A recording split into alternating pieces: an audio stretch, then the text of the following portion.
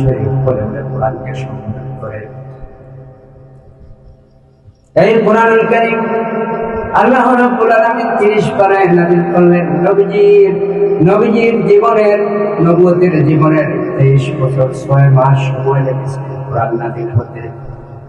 কমই বেশি 23 বছর 6 মাস ছিল নবীজির নবুয়তের জিন্দেগি। আর আম্মা জান আয়েশা রাদিয়াল্লাহু তাআলা নাম করেছেন 30 পারা কোরআনের মধ্যে যা কিছু রয়েছে নবীজির 23 বছরের জিন্দেগি তাই রয়েছে। নবীজি যখন হেঁটে হেঁটে যেতেন মনে হবে যেন কোরআন হেঁটে যাচ্ছে। নবীজি যখন কোনো বিচার ফায়সালা করতেন কোরআন বিচার ফায়সালা করতেন। নবীজি যখন কথা বলতেন তখন মনে হতো যেন কোরআন কথা বলতেছে। সেজন্য আম্মা জান আয়েশা বলেন 23 বছরের নবুয়তের জিন্দেগি হচ্ছে কোরআনিক জিন্দেগি। নবীজির চরিত্র হচ্ছে কোরআন, অর্থাৎ কোরআন যেটা নবীজির জীবনী সেটা নবীজির জীবনী যেটা আল্লাহর কালাম কোরআনুল কারীম সেটা 30 পারা কোরআন রয়েছে কোরআনুল কারীমের ভিতরে। আর 6666টি আয়াতে কারিমা রয়েছে কম বেশি। এর মধ্যে 114টি সূরা রয়েছে। 1500 বছর আগে হযরতে আমির আল মুমিনিন ওমর রাদিয়াল্লাহু তাআলা নাম থেকে এই কোরআন শরীফ ইস্তেম করা হয়েছে। সূরা ফাতিহা থেকে সূরা নাস পর্যন্ত আবু বকরের আমল ছিল না। বিক্ষিপ্ত আকারে বিভিন্ন জায়গায় কাতিবে ওহী যারা ওহী লিখতেন কোরআন লিখতেন তারা পাতার মধ্যে লিখতেন পাথরের মধ্যে লিখতেন বিভিন্ন জায়গায়। হযরত ওমর রাদিয়াল্লাহু তাআলা আবু বকর রাদিয়াল্লাহু তাআলা বললেন আবু বকর 70 জন হাফিজে কোরআন শহীদ করে দেওয়া হয়েছে। অসংখ্য কাতিবে ওহী দুনিয়া থেকে বিদায় হয়ে যাচ্ছে। বিক্ষিপ্ত আকারে আল্লাহর কালাম রয়েছে ওই কোরআনকে কি এক জায়গায় করা যায় না। হযরত আবু বকর রাদিয়াল্লাহু তাআলা বলেন বিশ্ব নবী যে কোরআনকে এক জায়গায় করেন নাই আমি আবু বকর সেটা করব না। হযরত ওমর বারবার রিকোয়েস্ট করলেন 6 থেকে 8 মাস আবু বকরের পিছনে পিছনে করলেন আর বললেন আবু বকর এই কোরআনকে যদি তুমি জিল আকারে পুরা কোরআনে একসাথে করে দাও কোনো ক্ষতি হবে না দিনের। হযরত আবু বকর 7 মাস সময় লাগলো তিনি মানলেন না।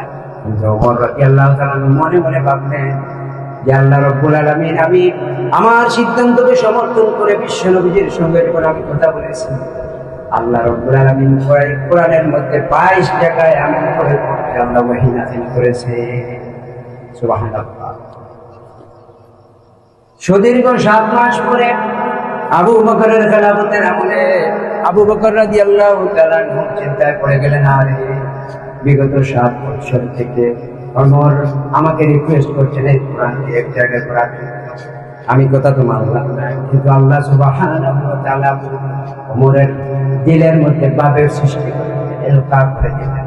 বলে দিলেন আবু বকর বিশ্ব নবীজি জীবিত থাকতে নবীজি মুনাফিকের নামাজ জানাজার নামাজে নবীজি গিয়েছেন ওমর নিষেধ দিয়েছেন আমি আল্লাহ ওমরের পক্ষে ছিলাম। এইভাবে করে 22 জায়গায় আমি আমার ওমরকে সমর্থন করেছি। আবু বকর এই কোরআনকে যদি তুমি এক জায়গায় করো ইসলামের কোনো ক্ষতি হবে না। এই কথা হযরতে আবু বকর তার মনের মধ্যে পাপ সৃষ্টি হয়ে গেল। 7 মাস পরে আবু বকর রাদিয়াল্লাহু তাআলা হযরতে ওমরকে ডেকে বলেন ওমর 7 মাস থেকে ইমামকে অনুরোধ করেছে এই কোরআনকে এক জায়গায় করার জন্য আমি করি নাই, কিন্তু আজকে আমার মনে হলো তুমি তোমার কথা আল্লাহ সমর্থন করেন, নবীজির কথা সমর্থন না করে তোমার কথা যে আল্লাহ সমর্থন করেছে আমি আবু বকর তোমার কথা সমর্থন না করে কথা করতেছি। এই কথা বলে হযরতে আবু বকর রাদিয়াল্লাহু তাআলা ওমরের অনুরোধ রক্ষা করে এই কোরআন এরকম আপনারা যে রেডিমেড কোরআন পেয়েছেন জিল আকারে পেয়েছেন 30 পারা শুধু নষ্ট করা হয়েছে। এরপরে পরবর্তীতে আযযাব বিন ইউসুফ তার মাধ্যমে জের জবর দিয়েছেন। এই জের জবর রয়েছে, এরপরে আমরা সঠিকভাবে তেলাওয়াত করতে পারি না, ভুল করে তেলাওয়াতের মধ্যে। যদি এই জের জবর না থাকতো তাহলে আমরা অনেকেই তেলাওয়াত করতে পারতাম না। অরিজিনাল মিশরের সাপ, অরিজিনাল সাউথের সাপ কোরআন আমরা অনেকেই তেলাওয়াত করতে পারি না। কিন্তু সেই সময় এরকম ছিল, কোরআন বিক্ষিপ্ত আকারে বিভিন্ন জায়গায় ছিল।